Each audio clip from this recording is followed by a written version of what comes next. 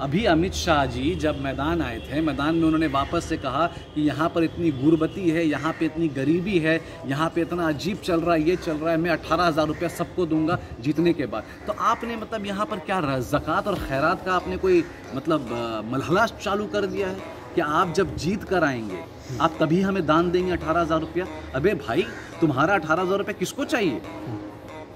तुमने गैस का दाम बढ़ा दिया, पेट्रोल का दाम बढ़ा दिया, चावल और प्याज नहीं खा पा रहे हैं लोग, दाल नहीं खा पा रहे, मसूर की दाल की दाम तुमने बढ़ा दी। तुम 18,000 रुपये दे के वोट मांगने के लिए आए हो? तुमसे नीच इंसान कोई नहीं हो सकता। तुम इतने नीच इंसान हो कि तुम 18,000 रुपये देने आए, वो भी कब जीतोगे तब। क्यों?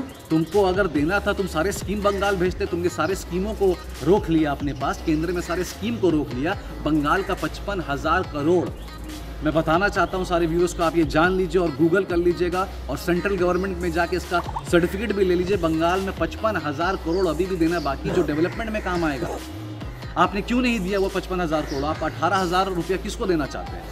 एक आदमी 18,000 रुपये के साल भर चला लेगा, उसका करने क्या वाले? वो भी आप देंगे नहीं, आप इतने बड़े झूठे हैं। अच्छा, वो योगी एक घटिया किस्म का इंसान है और मेरे ऊपर अगर सेडेशन केस होता है या कुछ भी होता है, मैं जेल जाने को तैयार हूँ। एक बड़ा ही नीच किस्म का, घटिया किस्म का, एक बड़ा बेकार, बदतमीज़ और जो कम्युनल, बचपन से उसने यही सीखा है कि आप किस हिसाब से कम्युनल लड़ाएंगे और यही उनका आ चुका है। और आप सिर्फ ये मत समझिए कि योगी ने यहाँ के वो डेवलपमेंट की बात की, योगी ने यहाँ के चैलेंज किया कि वो लव जिहाद लाएंगे। और आपके चैनल के माध्यम से, आपके चैनल के तरीके से मैं इनको बोलना चाहता हूँ, सारे बच्चों को बोलना चाहता हूँ जो यंगस्टर्स हैं, कि इनको आप शक्ल पहचान लीजिए कि अगर गलती से भी तौबा करिए, अगर ये बंगाल आते हैं तो ये जो आप रात में घूमते हैं, सुबह जो एक दूसरे का हाथ पकड़ के प्यार मोहब्बत वाली बातें करते हैं, चाहे वो आप हिंदू हो या मुस्लिम हो, वो आपको पकड़ के मारेगा। आपको इतना मारेगा, ये बोल के मारेगा कि तुम हिंदू है मुसलमान से शादी मत करो और तुम मुसलमान हो तो हिंदू से शादी मत करो। ये लव जिहाद वाला जो ट्रायंगल है ये आपके घर में आने वाला है। तो आप याद रखिएगा कि आप किसको सपोर्ट करते हैं। क्या वो यूपी को सपोर्ट करते हैं जहाँ पर औरतें सरेआम रेप में खड़ी रहती हैं, उनका मर्डर होता है, जहाँ पर आप देख रहे हैं यंगिस्तान न्यूज। दुनिया के सबसे यंगेस्ट कंट्री के सबसे यंगेस्ट न्यूज़ चैनल यंगिस्तान में आप सबका स्वागत है।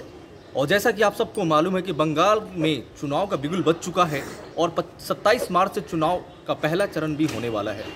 अगर हम गोदी मीडिया की बात करें तो गोदी मीडिया के घर में घुसकर अगर उसकी बैंड कोई अगर बजाता है तो वो है Tausif Rahman.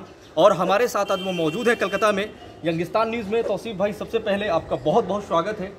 Thank you so much. आपको सलाम और आपके सारे व्यूअर्स को मेरा बहुत बहुत प्रणाम। जी, सबसे पहला सवाल ये है कि टीएमसी पार्टी की अगर हम बात करें तो मिथुन चक्रवर्ती बीजेपी में शामिल हुए हैं। बीजेपी में शामिल होने से कितनी मतलब कह सकते हैं हार्म पहुंचा सकते हैं टीएमसी को मिथुन चक्रवर्ती? देखिए, आपको पहले ये समझना पड़ेगा कि मिथुन चक्रवर्ती एक बॉलीवुड के एक्टर हैं, टॉलीवुड में भी काम कर चुके हैं और बंगाल उनको बहुत प्यार करता था। आपको समझना पड़ेगा, जब मैं बोलता हूँ पास्ट टेंस और फ्यूचर टेंस कि प्यार करता है और प्यार करता था, तो अब मैं बोलूँगा कि प्यार करता था। क्यों? क्योंकि एक राजनीतिक इंडस्ट्री और एक पॉलिटिकल इंडस्ट्री या एक एक्टर वाली इंडस्ट्री जो होती है, जहाँ फिल्म मेकिंग होती है, वो दोनों बहुत अलग है। एक साथ अभी ये चलन चल चुका है कि एक साथ चलता है, मगर ऐसा इसकी लाइफ स्पैन जो होती है बिल्कुल होती नहीं है। और अब आप ये कह रहे हैं कि मिथुन चक्रवर्ती आ गया तो टीएमसी में क्या होगा? मिथुन चक्रवर्ती के नहीं आने से पहले बंगाल में क्या नहीं हुआ था? हर कुछ वो हुआ था जो हर गवर्नमेंट करते हुए आई है। और टीएमसी की गवर्नमेंट 2011 से लेकर 2021 तक जो आज चल रहा है, जितना डेवलपमेंट देख चुका है, हर एक बंगालियों को मैं कहना चाहता हूँ, चाहे वो हिंदू हो या मुसलमान हो, वो अपने दिल पे हाथ रख के ये कह दें कि 2010 की देखी हुई स्थिति और 2021 में देखी हुई स्थिति में कितना फ़र्क है, अंतर है, वो खुद बंगाल की जनता जानते हैं। इसी के लिए 2 मई में जब हम हाथ ऐसा करेंगे ना, तो ये गर्व से करेंगे और फ़ख्र से करेंगे कि कोई हरामखोरी का वोट नहीं आएगा, वो दिल से वोट आएगा, जनता का वोट आएगा। मिथुन चक्रवर्ती आए या ना आए, बीजेपी जाए, टीएमसी जाए या नहीं, कोई फ़र्क नहीं पड़ता। देखिए, टीएमसी में एक चीज़ आपको याद रखना पड़ेगा कि जिस औरत ने, जहाँ आप खड़े हैं ना, इसी के सब्जी मोड़ में मार खाया था, लेफ्ट फ्रंट ने उनको मारा था। ये वही औरत है जिसके बाल घसीट कर ब्रिगेड्स के पास एस्प्लैनेड से लेकर मैदान ले गया गया था, उनको अरेस्ट करवाया गया था, सर उनका स्कल में स्टिचेस लगा था। उन्होंने ये टीएमसी को जन्मा, टीएमसी के लिए काम किया। और टीएमसी में जितने भी नेता हैं ना, भले मैं हूँ या जो भी है, जितने बड़े भी आला आला नेता है ना, उनको जो नरिश होता है, जिसको बोलते हैं ना पौधे में पानी डालना, वो ममता बनर्जी ने किया है। और ये मैं गर्व के साथ कहता हूँ कि लीडर बनाने में भी उनका ही हाथ है। कोई लोग बड़े बड़े लीडर हैं हमारे पार्टी में, मैं उनको इज्जत करता हूं क्योंकि उन्होंने मेहनत की है, तभी दीदी ने उनको चुना। मगर आपको ये समझना पड़ेगा कि पौधे में पानी किसने डाला। आज आप और मैं जो बड़े हुए हैं, आज काबिल बने हैं, आज आप काबिल बन गए हैं, मुजाहिद कैमरा पकड़ के वो काबिल है, मैं काबिल कुछ बन रहा हूं जहां तक। मगर हमें काबिल किसने बनाया? हमारे माँ बाप ने बनाया। ऊपर में अल्लाह और भगवान बैठे हैं, उनके हस्ती की वजह से हम कामयाब बने। मगर कहीं ना कहीं बैकअप होनी चाहिए ना। तो आज वो सारे लोग अपनी औकात भूल गए, आज वो सारे लोग अपने अस्तित्व भूल गए हैं। वो कहते हैं कि 2011 से टीएमसी ने काम नहीं किया। अगर नंदीग्राम में शुभेंदु अधिकारी कहता है, मैं थोड़ा इलैबोरेट कर रहा हूँ, आप नेक्स्ट क्वेश्चन में आइएगा। नंदीग्राम में शुभेंदु अधिकारी कहता है कि 2011 से लेकर 2021 में टीएमसी ने काम नहीं किया। मैं इसमें टिप्पणी नहीं देना चाहता हूँ। मैं कहता हूँ तो फेलियर कौन हुआ? शुभेंदु अधिकारी, आप फेलियर हुए हैं कि आपने 2011 से लेकर 2021 तक नंदीग्राम में काम नहीं किया, क्योंकि आप टीएमसी से थे, आप बीजेपी से नहीं थे। टीएमसी से आप थे तो आपने नहीं काम किया, आपका फेलियर है। और यही वजह है that all the way from Bhawanipur, एक हवाई चप्पल वाली औरत, एक सूती की साड़ी वाली औरत भवानीपुर से नंदीग्राम जा रही है, वहाँ के सारे दिल गिले शिकवे दूर करने और वहाँ लोगों के लिए काम करने और लोगों के साथ रहने के लिए। क्योंकि आपने खुद कहा कि टीएमसी ने काम नहीं किया, इसका मतलब है कि आपने काम नहीं किया नंदीग्राम में। अच्छा, लोग ये भी कह रहे हैं कि टीएमसी पार्टी जो है, ममता बनर्जी है, वो बीजेपी के दबाव में काम कर रही है। क्या इसके बारे में आप क्या कहना चाहिए? अगर बीजेपी के दबाव में काम होता तो क्या ममता जी के ऊपर आलचन लगता? क्या उनके भतीजे के ऊपर आलचन लगता? क्या इनके बड़े बड़े दिग्गज के ऊपर सीबीआई, एड और ईडी वीडी, इतने सारे जितने भी पुलिस कर्मचारी हैं, वो जो घर में आके बैठ जाते हैं, रेड मारते हैं। सुदीप बंदोपाध्याय जेल खटकर आ गए। मुकुल रॉय के ऊपर ईडी था, उनको बीजेपी ने ले लिया। तो फिर ये आप मुझे बताइए कि ये सवाल उठता भी कैसे, कैसे उठता? अच्छा, बंगाल में कुछ दिन पहले योगी जी आए थे, उन्होंने और बीजेपी के कई नेताओं ने ये आश्वासन दिया है, लोगों ने ये भी तक कह दिया है कि अब बंगाल में चुनाव अली वर्सेस बजरंग बली का रह गया, बजरंग का। इसके बारे में आप क्या? देखिए, वो घटिया इंसान है, वो योगी एक घटिया किस्म का इंसान है। और मेरे ऊपर अगर सडेशन केस होता है या कुछ भी होता है, मैं जेल जाने को तैयार हूँ। एक बड़ा ही नीच किस्म का, घटिया किस्म का, एक बड़ा बेकार, बदतमीज़ और जो कम्युनल, बचपन से उसने यही सीखा है कि आप किस हिसाब से कम्युनल लड़ाएंगे, और यही उनका आ चुका है। और आप सिर्फ ये मत समझिए कि योगी ने यहाँ के वो डेवलपमेंट की बात की, योगी ने यहाँ के चैलेंज किया कि वो लव जिहाद लाएंगे। और आपके चैनल के माध्यम से, आपके चैनल के तरीके से मैं इनको बोलना चाहता हूँ, सारे बच्चों को बोलना चाहता हूँ जो यंगस्टर्स हैं, कि इनको आप शक्ल पहचान लीजिए कि अगर गलती से भी तौबा करिए, अगर ये बंगाल आते हैं तो ये जो आप रात में घूमते हैं, सुबह जो एक दूसरे का हाथ पकड़ के प्यार मोहब्बत वाली बातें करते हैं, चाहे वो आप हिंदू हो या मुस्लिम हो, वो आपको पकड़ के मारेगा।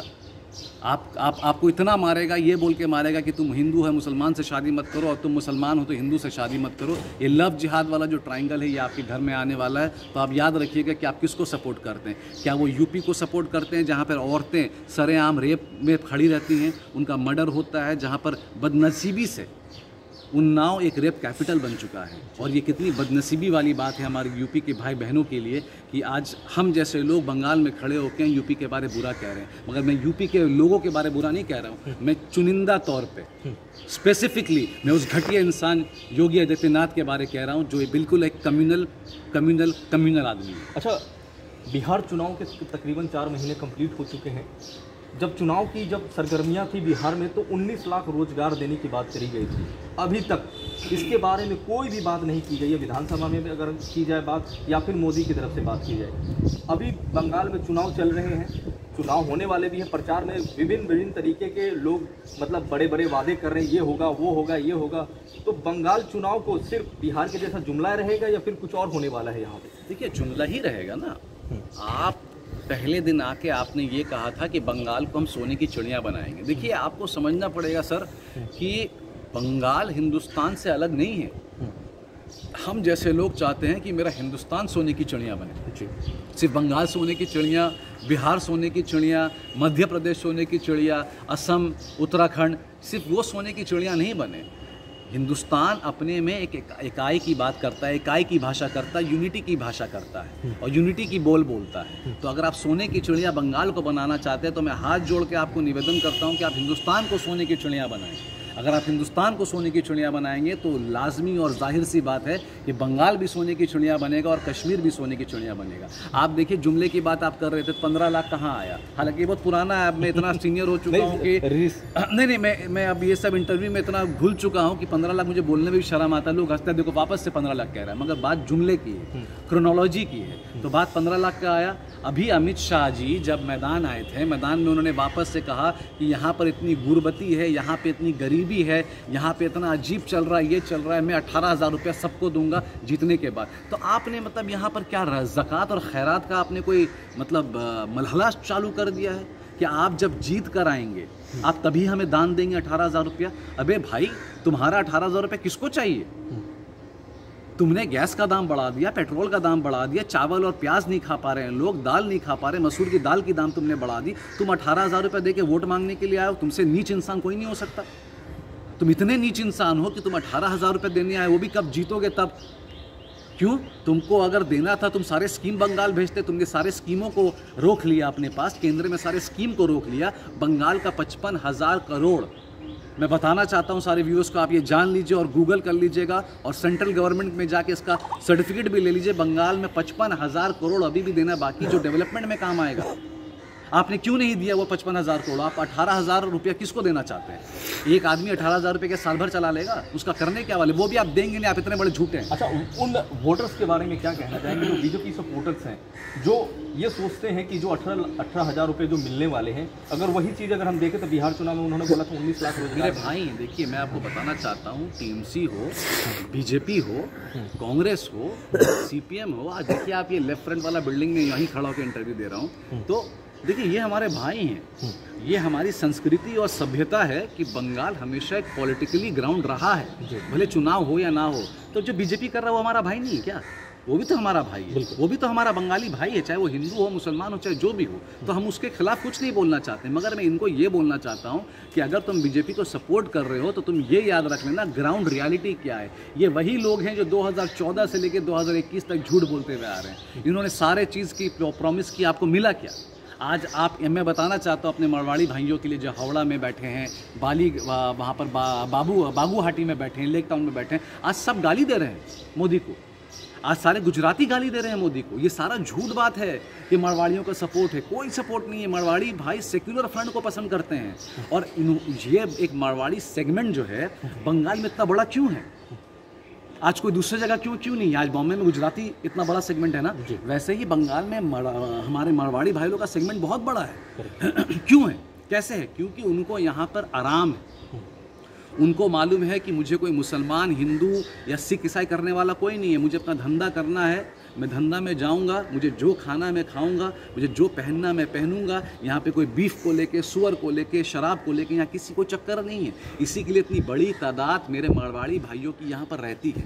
और वो आज बीजेपी कर रहे हैं, मुझे इसका कोई गिला नहीं, मगर उनको सही से रोशनी नहीं है। अच्छा, क्या पता ही नहीं। क्या लगता है अगर मोदी और अमित शाह बंगाल को बर्बाद करने के लिए यहाँ पे आए हुए हैं? नहीं, बिल्कुल नहीं, ये झूठ बात है। मोदी, अमित शाह, अदानी, अंबानी पूरे हिंदुस्तान को बर्बाद करने में आए हुए, सिर्फ बंगाल को बर्बाद करने नहीं आए। अगर बंगाल को बर्बाद करते तो बात अलग होती।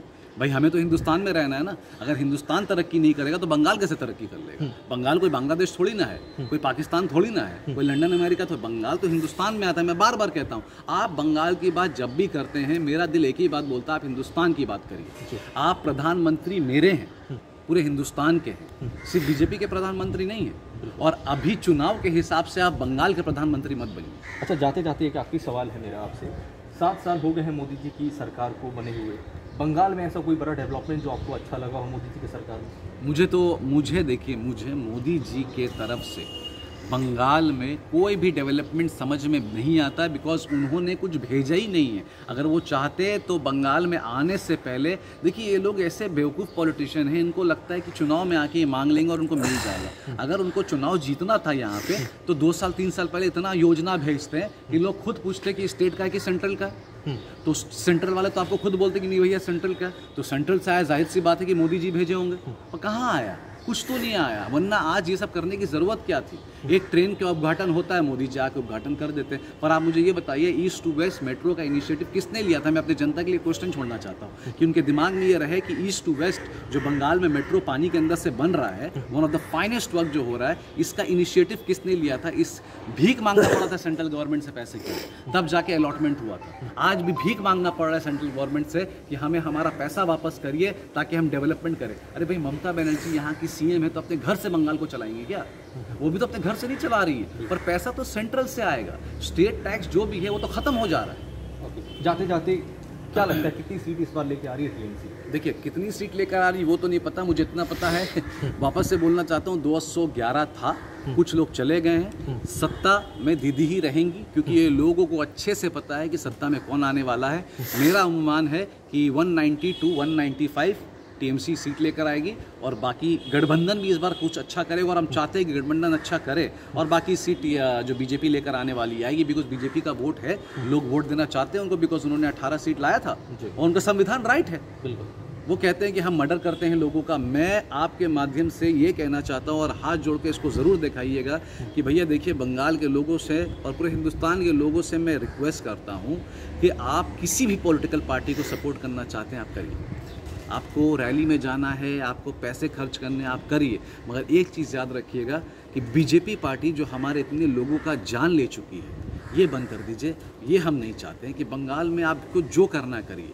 आप 18 सीट चाहते थे, आपको 18 सीट भी मिल गया। अभी आप यहाँ भी सीट चाहते हैं, आप लीजिए, मगर किसी का जान लेकर ये मत बोलिए कि टीएमसी ने मार दिया और कांग्रेस ने मार दिया। ऐसा कुछ नहीं, जान मत लीजिए, किसी का खूना खराबी मत करिए। इलेक्शन लड़िए, एक दूसरे को टारगेट करिए, जो बोलना है बोलिए, इसी को कहते हैं चुनाव। मगर किसी का जान लेके मैं निवेदन करता हूँ, किसी का जान मत लीजिए यहाँ। तो ये थे हमारे साथ चुरंगी विधानसभा के बहुत फेमस पैनलिस्ट हैं। आप रिपब्लिक चैनल की अगर बात करें तो वहाँ पे हमेशा अर्नब गोस्वामी को अगर टू टोट जवाब अगर देने की बात करें तो तौसीफ रहमान जी देते हैं। यंगिस्तान न्यूज़ से जुड़ने के लिए बहुत बहुत धन्यवाद। बहुत बहुत